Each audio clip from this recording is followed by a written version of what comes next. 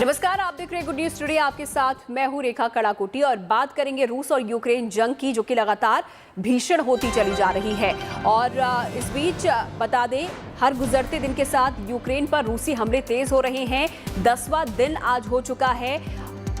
रूस के निशाने पर राष्ट्रपति जेलेंस्की का भवन आ चुका है। यूक्रेन का यहां पर दावा किया जा रहा है कि रूसी सेना ने कीव में राष्ट्रपति भवन पर हमला कर दिया है, लेकिन निशाना चूकने से रॉकेट परिसर के बाहर गिर गया है। अपने टारगेट से चूका है रूसी रॉकेट, ये यूक्रेन की तरफ से कहा गया है। राष्ट्रपति भवन के बाहर रॉकेट का मलबा की बात भी कही जा रही है।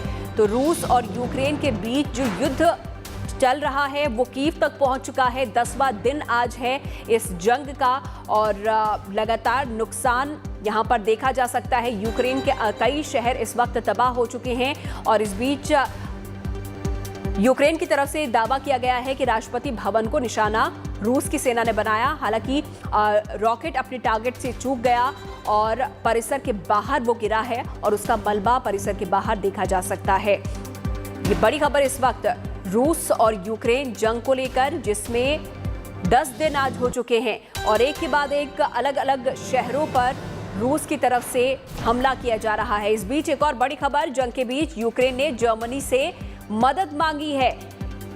यूक्रेन ने टैंक, पनडुब्बी और हेलीकॉप्टर जर्मनी से मदद में मांगे हैं। बता दें कि लगातार रूस का जो हमला है वो तेज होता जा रहा है और इस बीच यूक्रेन की तरफ से लगातार पश्चिमी देशों से मदद की गुहार लगाई जा रही है। जर्मनी से अब उसने एंटी टैंक मिसाइल की गुहार एक बार फिर लगाई है और जर्मनी से कहा है कि वो यूक्रेन की मदद करे और टैंक, पनडुब्बी और हेलीकॉप्टर मुहैया यूक्रेन को करवाए।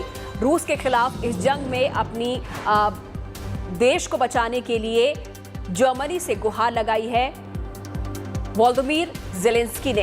यूक्रेन के राष्ट्रपति और यूक्रेन ने टैंक, पनडुब्बी और हेलीकॉप्टर जर्मनी से मांगे हैं। बता दें कि 10वां दिन आज ये है इस जंग का, यूक्रेन और रूस जंग का। इस बीच बता दें, यूक्रेन की तरफ से जर्मनी से मदद मांगी गई है। नो फ्लाई जोन घोषित करने की भी मांग यहां पर की थी, लेकिन नाटो ने उससे इनकार कर दिया है और नाटो के इस फैसले से भी जेलेंस्की नाराज हैं। और इस बीच जर्मनी से मदद मांगी है हथियारों की और यूक्रेन की मदद के लिए जर्मनी हथियार भेज रहा है।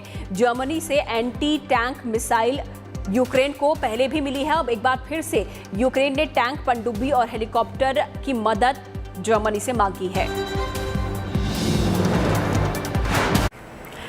रूस और यूक्रेन के बीच भीषण लड़ाई चल रही है, लेकिन यूक्रेन में फंसे भारतीय छात्रों और नागरिकों को निकालने का काम जारी है। देश के 4 केंद्रीय मंत्री 4 देशों के बॉर्डर पर डटे हुए हैं। तो वहीं गुड न्यूज़ ये भी है कि रूस और यूक्रेन लड़ाई वाले इलाकों में फंसे नागरिकों को निकालने के लिए सेफ कॉरिडोर बनाने पर राजी हो गए हैं। लिहाजा अब उन भारतीयों की भी जल्द वतन वापसी हो सकेगी जो कि वॉर जोन में फंसे हुए हैं।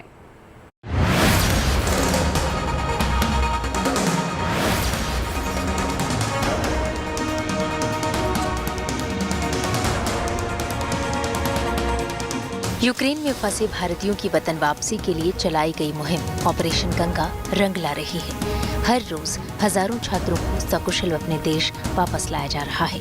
शुक्रवार शाम को भी भारतीय वायुसेना का ग्लोब मास्टर C-70 420 भारतीय छात्रों को लेकर गाजियाबाद के हिंडन एयरबेस पहुंचा। ये लोग किसी तरह से यूक्रेन की सीमा से निकलकर बुखारेस्ट और हंगरी के बुडापेस्ट पहुंचे थे। वहां से इन्हें भारत वापस लाया गया। आज जब ये अपनी सरजमी पर वापस लौटे तो इनके चेहरे पर खुशियां साफ देखी जा सकती थी। केंद्रीय राज्य मंत्री अजय भट्ट ने सभी को गुलाब का फूल देकर स्वागत किया। ओडेसा में compare to Kyiv and Kharkiv इतनी बुरी हालत नहीं थी, बट हाँ वहाँ भी अटैक्स, बॉम्बिंग, शेलिंग हम लोग सुन सकते थे, सायरन सुन सकते थे, वाइब्रेशंस आते थे। और बाकी हाँ एम्बेसी ने फ्लाइट्स वगैरह अरेंज करवाई, दैट्स नाइस। बट जो लोग सबसे खतरनाक जोन में थे वहाँ से निकालने वाला सीन स्टूडेंट्स ने खुद ही किया है वो सब कुछ। एक ऐसे मुश्किल वक्त में जब अपनी जान पर बनी हो, इन छात्रों में से कुछ ऐसे भी हैं जो अपने पेट को वहां छोड़ने को राजी नहीं हुए। ये इंदौर की रहने वाली डॉक्टर मैत्री हैं, कीव से लौटी हैं, लेकिन वो अकेली नहीं आई हैं, बल्कि अपने पेट कैट क्लाउस को भी अपने साथ लेकर आई हैं। हालात इतने ख़राब थे कि पल पल एक जगह से दूसरी जगह जाना पड़ रहा था। ऐसे में उन्होंने अपना सारा सामान कीव में छोड़ दिया, लेकिन पेट को लेकर आई। टोटल 34 किलोमीटर्स इसके साथ पैदल चल के, पूरा वॉक करके, ब्रिजेस क्रॉस करके, आर्मी चेक पोस्ट क्रॉस करके कैसे भी करके वहाँ तक पहुँची मैं। बस मैं कुछ भी नहीं लेके आई हूँ सामान, ये जो पहन के आई हूँ बस इसी। आपका बैग? सब छोड़ दिया मैंने। आपने बैग छोड़ दिया लेकिन पेट नहीं छोड़ा? हाँ जी, और सिर्फ इसके लिए खाने का और जो भी सामान है वो लेके आई हूँ सब। ये रोहन और ऐश्वर्या हैं, भाई बहन, दोनों महाराष्ट्र से हैं। इन्हें भी अपने पेट डॉग डेल्टा के बिना देश लौटना गंवारा नहीं था। मुश्किल वक्त में भी इन्होंने अपने पेट डॉग का साथ नहीं छोड़ा। उसके लिए एक्स्ट्रा दिन यूक्रेन में रुके रहे। पेट डॉग का पासपोर्ट से लेकर वैक्सीनेशन और डॉक्यूमेंटेशन भी कराया।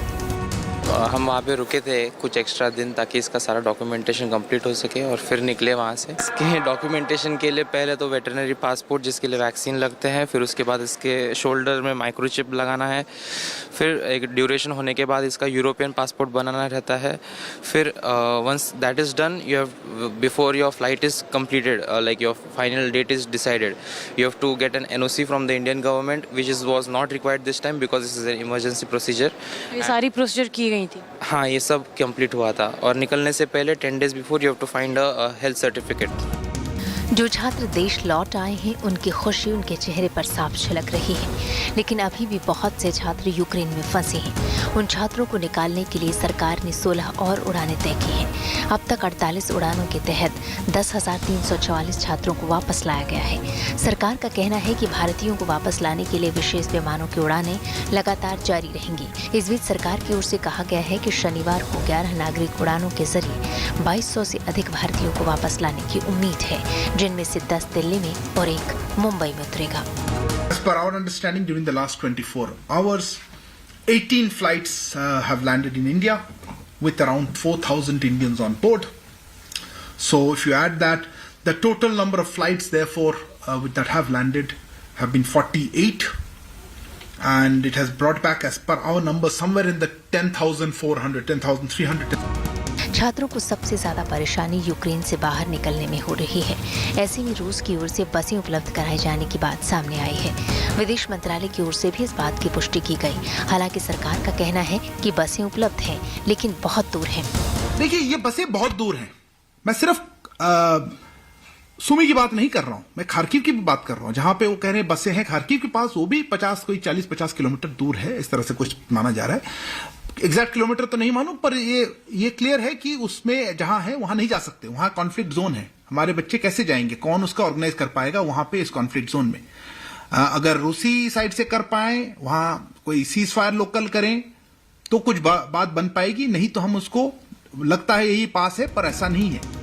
छात्र अपने देश लौट रहे हैं, लेकिन भविष्य को लेकर उनकी चिंताएं भी हैं। ऐसे में IMA ने PM मोदी को पत्र लिखकर उन अनिश्चितताओं के बारे में बात की जिनका यूक्रेन से लौटने वाले मेडिकल छात्र सामना कर रहे हैं। PM मोदी को लिखी चिट्ठी में IMA ने इन छात्रों को भारतीय मेडिकल कॉलेजों में अपनी आगे की पढ़ाई जारी रखने की अनुमति देने का आग्रह किया है। हालांकि PM मोदी ने पहले ही इस बात को लेकर छात्रों की चिंता का समाधान ढूंढने की बात कही है। दिल्ली से तेजस्वी पुरंदरे के साथ bureau report, good news today. Ukraine के खिलाफ युद्ध का फैसला रूस पर भारी पड़ने लगा है। न केवल रूस बल्कि पुतिन के खिलाफ पूरी दुनिया में विरोध प्रदर्शन हो रहे हैं। राजधानी मॉस्को सहित रूस के 50 से ज्यादा शहरों में पुतिन के फैसले के खिलाफ लोग सड़कों पर उतर आए, तो वहीं फ्रांस की राजधानी पेरिस के ग्रेविन म्यूजियम से पुतिन का स्टैच्यू भी हटा दिया गया है।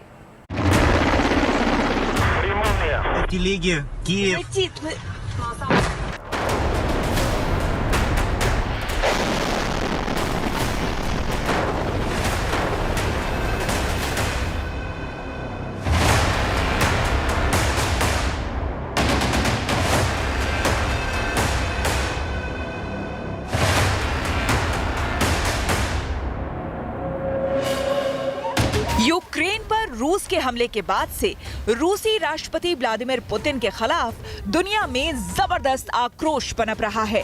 दुनिया के कई हिस्सों में उनके खिलाफ जोरदार प्रदर्शन भी हो रहे हैं और अब उनकी छवि भी जबरदस्त तरीके से धूमिल होने लगी है।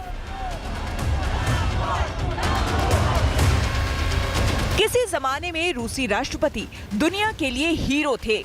उनका अंदाज और उनकी खूबियों के किस्से भी खूब कहे सुने जाते थे, लेकिन अब उनके खिलाफ लोगों के मन में जबरदस्त आक्रोश भी पनपने लगा है। पुतिन दुनिया की नजरों में खलनायक बन गए हैं। पश्चिमी देशों ने रूस के खिलाफ कड़े आर्थिक प्रतिबंधों की कई किश्त एक के बाद एक जारी की है। यूरोप के कई देशों समेत पूरे अमेरिका में रूस के खिलाफ जोरदार विरोध प्रदर्शन भी हो रहा है। सोशल मीडिया में भी पुतिन के खिलाफ लोग खासी नाराजगी जता रहे हैं। फ्रांस की राजधानी पेरिस स्थित गेवन म्यूजियम ने भी पुतिन का वैक्स स्टैचू हटा दिया है। इसके साथ ही म्यूजियम प्रबंधन ने पुतिन की तुलना हिटलर से भी की है। गेवन म्यूजियम के डायरेक्टर ने साफ तौर पर कहा है, हमने गेविन म्यूजियम में कभी भी हिटलर जैसे तानाशाहों को नहीं रखा। आज हम पुतिन के स्टैच्यू को भी नहीं रखना चाहते। जाहिर है पुतिन के एक फैसले ने उन्हें नायक से खलनायक बना दिया है। अब तो उनके अपने देश रूस में भी जगह जगह विरोध प्रदर्शन का दौर भी तेज हो गया है। हालांकि विरोध में शामिल होने वालों के खिलाफ भी एक्शन लिया जा रहा है। जंग के खिलाफ प्रदर्शन करने वाले स्कूली बच्चों को भी रूसी पुलिस ने कथित तौर पर गिरफ्तार किए जाने की खबरें भी आई हैं। युद्ध के खिलाफ रूस के 50 शहरों में युद्ध विरोधी प्रदर्शन जारी है। प्रदर्शन में शामिल 7,000 से ज्यादा लोगों को हिरासत में लिया गया है। इधर अमेरिका रूस के खिलाफ जबरदस्त तरीके से जुटा हुआ है। यूक्रेन पर हमले के बाद से ही अमेरिकी राष्ट्रपति जो बाइडेन मोर्चा संभाले हुए हैं, तो वहीं अमेरिका के साथ साथ पश्चिमी मुल्क भी रूस के खिलाफ आर्थिक और राजनयिक प्रतिबंधों में लगातार इजाफा कर रहे हैं। पश्चिमी देश रूस के सेंट्रल बैंक के एसेट को फ्रीज करने जा रहे हैं। रूस का फॉरेन एक्सचेंज रिजर्व 630 अरब डॉलर का है। अमेरिका और ब्रिटेन ने रूस के दो सबसे बड़े बैंकों सबर बैंक और वीटीबी बैंक पर बंदिशें लगाई हैं। रूस के एलीट क्लास पर ट्रैवल सैंक्शन लगाए हैं। इसके साथ ही ऐसे तमाम लोगों की संपत्ति भी फ्रीज की गई है। कनाडा और ऑस्ट्रेलिया भी रूस के खिलाफ कड़े प्रतिबंध बढ़ाते जा रहे हैं। जहां तक जर्मनी का सवाल है, तो जर्मनी ने भी रूस की नॉर्ड स्ट्रीम 2 गैस पाइपलाइन परियोजना को रोकने का संदेश दिया है। पोलैंड, चेक गणराज्य, बुल्गारिया और एस्तोनिया ने रूसी विमान कंपनियों के लिए अपने हवाई क्षेत्र को बंद कर दिया है। रूस को वैश्विक रूप से अलग थलग करने के लिए तमाम देश उस पर कई तरह के कड़े प्रतिबंध लगा रहे हैं, जिससे वो कई मोर्चों पर दुनिया से अचानक कट गया है। इंटरनेशनल पैरालंपिक काउंसिल ने भी रूस के खिलाड़ियों के खिलाफ बड़ा फैसला किया है। रूस और बेलारूस के एथलीटों पर बैन लगाया गया है। हालांकि आईपीसी ने 24 घंटे के अंदर अपना फैसला बदला, क्योंकि आईपीसी को इस फैसले के लिए आलोचना झेलनी पड़ी थी, जिसके बाद उसे अपना निर्णय बदलना पड़ा। जाहिर है, युद्ध के बीच यूक्रेन के खिलाफ जारी गोलीबारी की जो तस्वीरें आ रही है, वो मानवता के संकट को बयां कर रही है। ऐसी स्थिति में रूस के खिलाफ दुनिया के कई मुल्क सीधे युद्ध तो नहीं लड़ रहे हैं, लेकिन आर्थिक और सामाजिक मोर्चे पर यूक्रेन के साथ खड़े हो रहे हैं, जिससे पुतिन की इमेज पर लगातार डेंट लगता जा रहा है। Bureau report, good news today.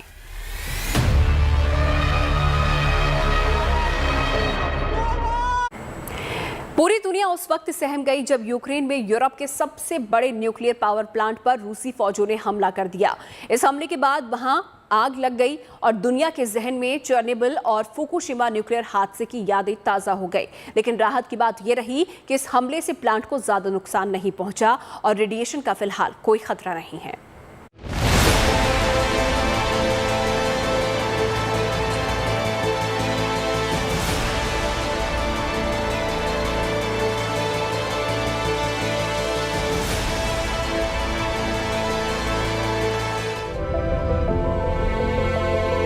Europe के जिस परमाणु प्लांट पर रूस की सेना ने बमबारी की, वो प्लांट रूस के बॉर्डर से करीब 450 किलोमीटर दूर है। जब यूक्रेन में रात के 2:30 बज रहे थे, नीपर नदी के किनारे बसा एनरहुदर शहर रूस बमों से दहल रहा था और रूस हमले के निशाने पर था ज़ोपोरिजिया न्यूक्लियर पावर प्लांट। देखिए किस तरीके से पावर प्लांट के पास धमाका हुआ और आग की लपटें उठने लगी। और मैं आपको ये बता दूं, जो ज़पोरिज़िया है इसकी बहुत ही स्ट्रेटेजिक इंपॉर्टेंस है। ना सिर्फ यहाँ ये न्यूक्लियर पावर प्लांट है जो कि यूरोप का सबसे बड़ा न्यूक्लियर पावर प्लांट है, और लगभग 20% यूक्रेन की पावर जनरेशन वहां से होती है। इसके अलावा ज़पोरिज़िया में बहुत बड़ा बांध है निप्रो नदी के ऊपर, और ये एक बात का संकेत करता है कि अभी रूसी फौज निप्रो नदी तक पहुंचने वाली है, और बहुत जल्द हम देखेंगे अगर ये लड़ाई एस्केलेट होती है आगे तो निप्रो नदी फ्रंट लाइन बनेगी।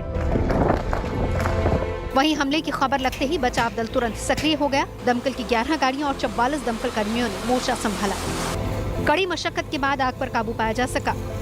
न्यूक्लियर पावर प्लांट पर हमले के बाद यूक्रेन के राष्ट्रपति ज़ेलेंस्की ने एक वीडियो मैसेज जारी करके कहा, यूरोपियंस कृपया आप लोग जाग जाएं। अपने अपने नेताओं को कहें कि रूसी सेना ने यूक्रेन के न्यूक्लियर पावर प्लांट पर हमला कर दिया है। एनहोदर शहर के ज़पोरिज़िया पावर प्लांट, जहां पर 6 न्यूक्लियर रिएक्टर हैं, चेरनोबिल में केवल 1 रिएक्टर फटा था, केवल 1। हालांकि गनीमत ये रही कि रूसी हमले में प्लांट को किसी तरह का नुकसान नहीं पहुंचा है। अंतर्राष्ट्रीय परमाणु ऊर्जा एजेंसी के मुताबिक ज़पोरिज़िया में रेडिएशन का फिलहाल कोई खतरा नहीं है।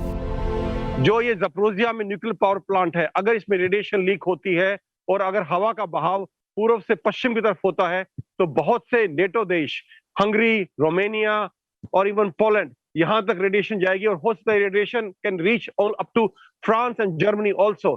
तो उनके नागरिकों की सुरक्षा भी खतरे में है। ये सब फैक्टर्स हैं जो प्रेस कर रहे हैं बाइडेन को इस वक्त ये बोलने के लिए कि आप युद्ध बंद कर दें, हम सैंक्शन उठा लेंगे और बातचीत कर लेंगे। बता दें कि ज़पोरिज़िया पावर प्लांट से यूक्रेन की 1/4 ऊर्जा जरूरतें पूरी होती हैं, और यूक्रेन के 15 न्यूक्लियर एनर्जी रिएक्टर्स में से 6 ज़पोरिज़िया में ही हैं। लेकिन अगर रेडिएशन लीक हुआ तो बड़ा हादसा हो सकता है। जो भी साइड में जो हमला हो रहा है उस वजह से अगर बिजली रुक जाए, उनकी पावर सप्लाई कट हो जाए, तो वो सबसे डेंजरस चीज़ है, क्योंकि फिर वो रिएक्टर को कूल नहीं कर पाएंगे, और कूल नहीं किया तो फिर एक्सप्लोड हो जाएगी। तो ये डेंजर है। अगर रिएक्टर बंद हो तो ये डेंजर भी नहीं है, और उनके ट्रेनिंग बिल्डिंग में बॉम्ब गिरने से कुछ फ़र्क नहीं पड़ेगा, क्योंकि रिएक्टर बिल्डिंग काफ़ी स्ट्रांग होती है। Until the building itself cracks, वो इस बार तो हुआ नहीं है, रेडिएशन बाहर आने का सवाल ही नहीं पैदा होता। दरअसल अप्रैल 1986 में चेरनोबिल न्यूक्लियर पावर प्लांट में हादसा हुआ था, जिससे रेडिएशन लीक हो गया था। हालांकि इस हादसे में मारे गए लोगों का सही आंकड़ा तो वहां मौजूद नहीं है, लेकिन न्यूज एजेंसी के मुताबिक इस हादसे में प्रत्यक्ष और अप्रत्यक्ष तौर पर हजारों लोगों की जान चली गई थी। यूक्रेन के कीव से राजेश पवार और गौरव सावंत के साथ bureau report, good news today. तो इसी रिपोर्ट के साथ इस खास बुलेटिन में इतना ही। वक्त एक छोटी सी ब्रेक का हो गया है। बाकी खबरों के लिए आप देखते रहिए गुड न्यूज टुडे।